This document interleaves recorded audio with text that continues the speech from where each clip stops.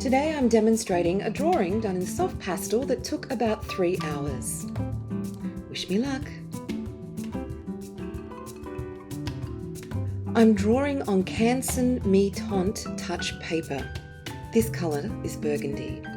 It has a gritty texture, kind of a little bit like sandpaper, and it's great for holding onto the soft pastel medium and for layering colours. I'm starting with a burnt ochre colour, which is an orangish earthy colour, to do the initial observational drawing. Try not to use graphite or charcoal to do your initial sketches, because when you put the soft pastels on top, they tend to pick up some of that greyness and it will affect your colours. The next step is to go through and place in my highlight areas. I'm getting little bits of highlights through there and starting to fill in the basic colours I can observe on the flowers in front of me. The flowers that I'm drawing, I've got beautiful magnolia leaves, yellow chrysanthemums, and Hypericum berries, also known as St. John's wort. Now we're starting onto the second hour of drawing. You'll notice I'm working on the background details at the top of the composition first. When we're working in soft pastel, you can see quite a bit of it falls off of the paper onto the board underneath.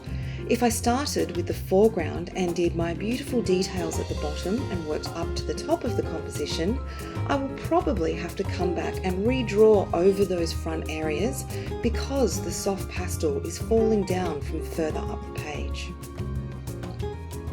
So putting in some highlights, giving some depth to those chrysanthemums, and still just working out my composition structure. You'll notice in the shadows I haven't used blacks, I'm using blues, purples and browns to create those shadows. The pastels that I'm using are the Mungyo Soft Pastel for Artists kit.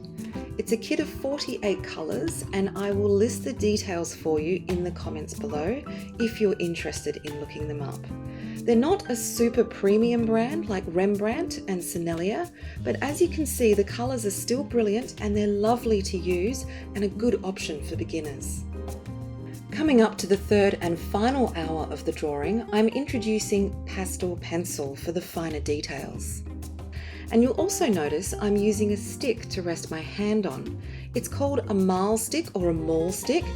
I found the pronunciation depends on where you are in the world, but it's a super handy tool for resting your hand on so that you don't have to rest your hand on the drawing itself. At this stage, these soft pastels are very easy to smudge. Once I have finished this drawing, I will be able to spray it with fixative, which will make sure those pastels don't move around so much. Fixative is toxic, so make sure that you read the labels and use it carefully.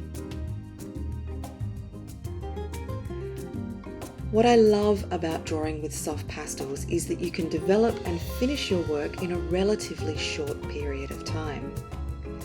And now for some final little touches, finishing off the composition, tidying up those leaves there in the background, putting a little bit of shadow in and looking for some balance, and maybe that little blue triangle on the side. And there we go.